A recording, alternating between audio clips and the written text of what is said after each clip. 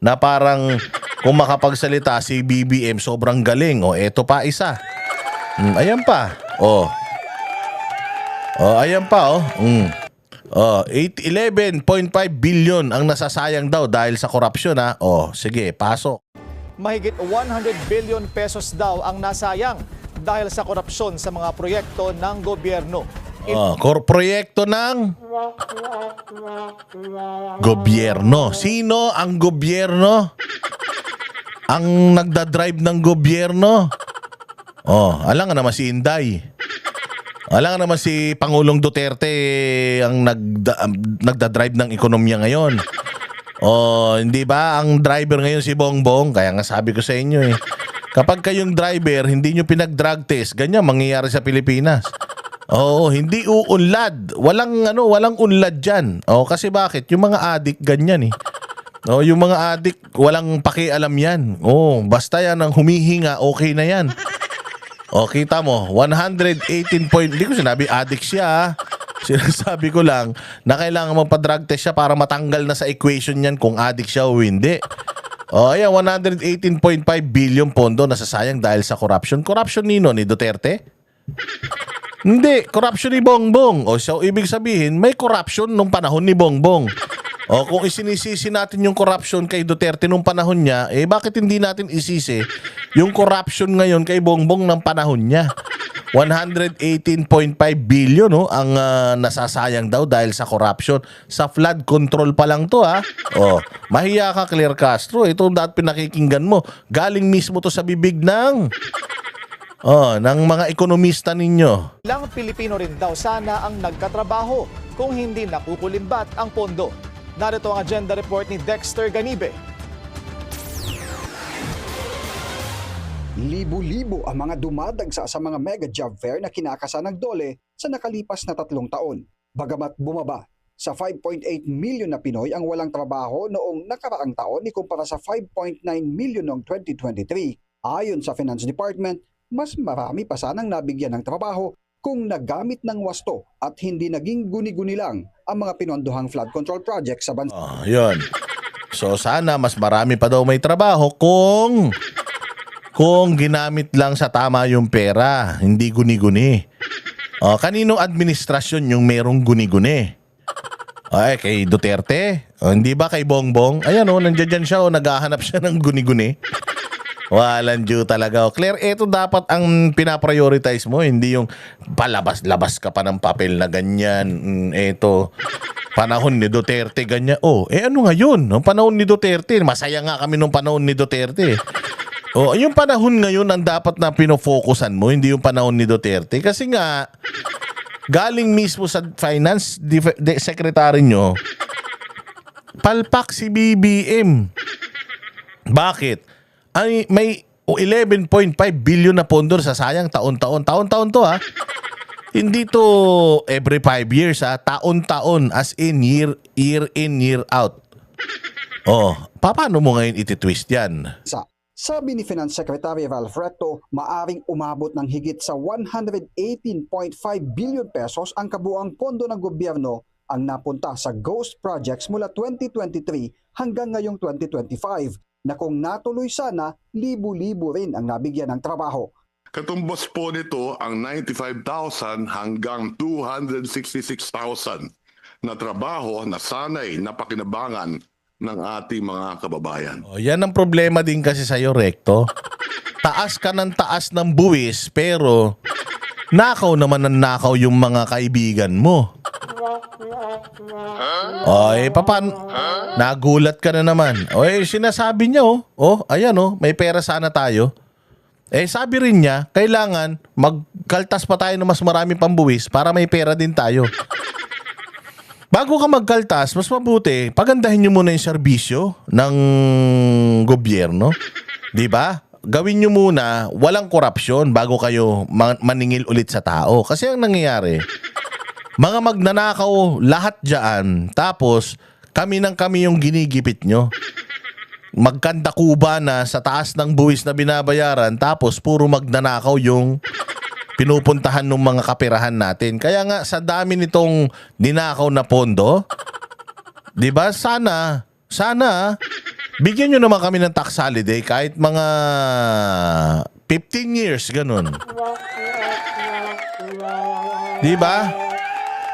Baka pwede next year, wag muna kaming magbuwis. Baka lang. Kung makakalusot lang, total naman, ninanakaw nyo ng mga putang ina nyo eh. O, mantakin mo yung 118.5 billion kada taon ang nasasayang, tapos bayad kami ng bayad ng buwis, sinasayang nyo lang pala. Hindi ba? Yun ang dapat gawin natin. O sige, para makabawi man lang kami sa inyo. O lahat ng mga taxpayers, wag muna kayong magbuwis. Oo, yung mga earning 100,000 per month pababa. Wag mo na kayo magbuwis. Yung mga 200,000, 100,000 pataas. Yan lang ang magbubuwis muna, ha? Total yung mga yan, mga anak din ng mga magnanakaw yan sa gobyerno, kaya pagbuwisin na rin natin sila. Dapat ganun. That is why we fully support the President's directive to closely scrutinize the national budget. Malaking dagok anya sa ekonomiya ng bansa ang mga maanumalyang proyekto, lalo na sa kanila na todo ang pangangalap ng pondo sa pamamagitan ng masigasig na pangongolekta ng buwis para matustusan ang gastusin ng gobyerno. Halimbawa niya ngayong 2025 na pinaglaanan ng 6.35 trillion pesos na budget, nasa 4.64 trillion pesos lang dito ang kayang tustusan ng gobyerno mula sa mga koleksyon ng buwis. Mantakin mo, nangungutang pa tayo para lang may maibulsang mga hayop. Again, this happened under the administration of BBM. For the first time. Before, ang budget lang natin 3 trillion, 4 trillion. Ngayon, ang budget na natin 6.35 trillion. Kailangan natin mangutang taon-taon ng at least 2 trilyon para lang saan? Sa pagnanakaw ng mga nasa pamahalaan. Ayan yung datos, Panahon ni Pangulong Duterte, panahon ni Pinoy, panahon ng lahat. Yung budget natin hanggang ganun lang, 3 to 4 trillion. Tapos ang pinakamataas na allocation, education. Panahon ni Bongbong, starting 2023, ano nangyari? Pinakamataas ang allocation, DPWH. Against the law yun, ha? Sabi ng batas, dapat education sector ang may pinakamalaking chunk ng budget sa gobyerno. Pero bakit pumayag si Bongbong, mga congressman, mga senador, na maging pinakamataas ang DPWH? Bakit? Ayan, kasi nga magnanakaw ang mga hayop. Kaya tinaasan ng budget ng DPWH. Anong nangyari ngayon doon sa budget natin for 2026? Ibinalik. Bakit? Gulat na gulat sila. Ang dami na namang mga insertions. Hayop na yan. Ang dami na namang mga isinuksok. Wala talagang pagkatanda Etong mga gumagawa ng budget na ito. Kaya sabi ko sa inyo, salot yan si Romualdez salot yan. Inupo ulit nila na speaker. Kita mo. Hindi, dahil bukas ang mata ng mga tao ngayon sa corruption at may problema pa sila nung 2025 GAA at yung Senado hindi na nila hawak sa leeg.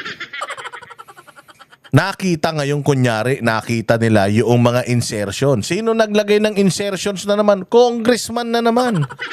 Mantakin mo, may mga naglagay ng insertions. Bakit hindi nyo pangalanan yung mga naglagay ng insertions dyan? Halimbawa, si congressman ganito, ganyan. Naglagay na naman ng ganito. At saka, yan yung sinasabi natin Sino lang ba ang merong kapangyarihan na maglagay, mag-insert ng mga pera na hindi naman napagkasunduan? Speaker of the House at saka yung appropriations lang, yung APRO. Hindi yung AFRO, ha? Committee on Appropriations. Yun po ang naglalagay. Sino yun? Yung Swansing, bata. Batang-bata yung congresswoman ng Nueva Ecija, unang distrito. Bagets na bagets. Bakit bagets ang nilagay? Para kaya nilang bilog-bilugin yung utak. Di ba?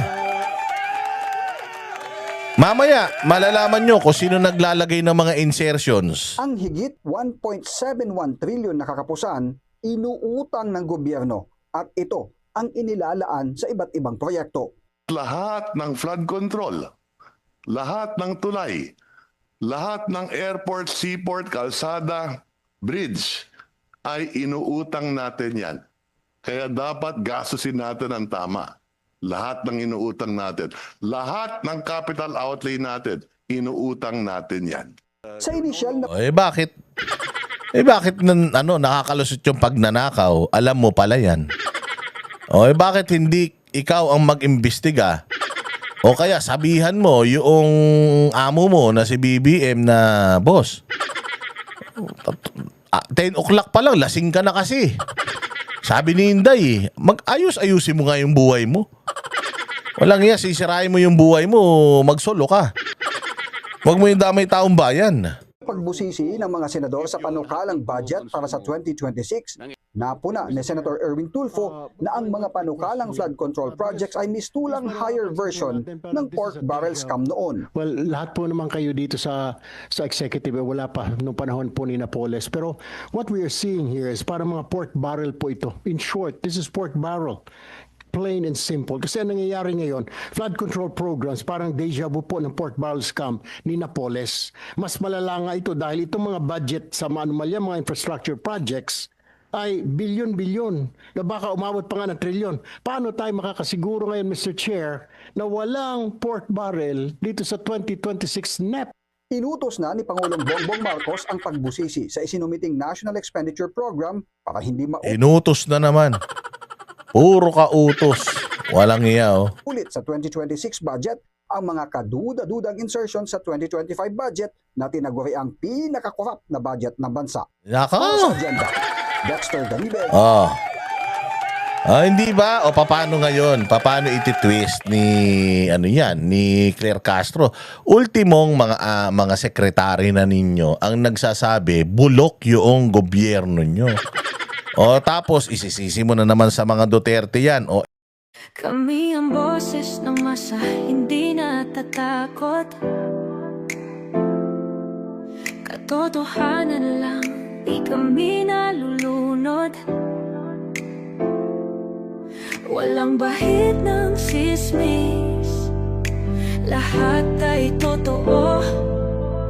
Kahit sino ka pa, pag mali ka babanatan ka. Walang pinipili kulay, wala kaming kinikilingan. Basta para sa bayan, kami lalaban. Pag tama palakpakan, pag mali banatan, di matitinag, di matatakot. Para sa bayan, tuloy ang sigaw. Sa harap ng kamera, walang halong takot. Mga baluktot, lahat kayo'y tutumba. Ang hustisya at totoo, yun lang ang mahalaga. Kahit sinong harang, di kami matitinag. Walang pinipiling kulay, wala kaming kinikilingan.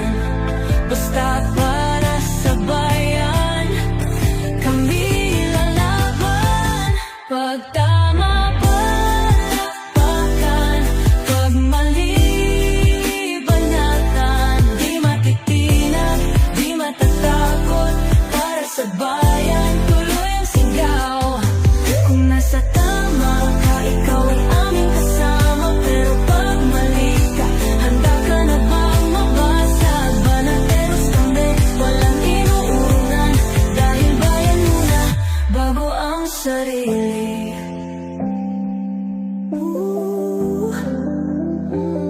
Bago ang sarili.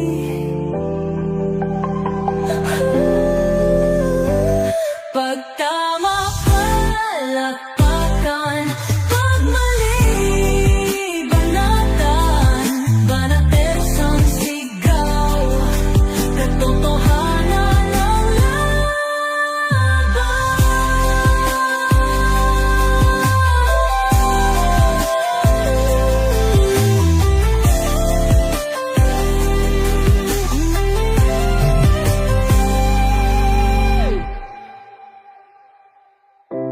Sa harap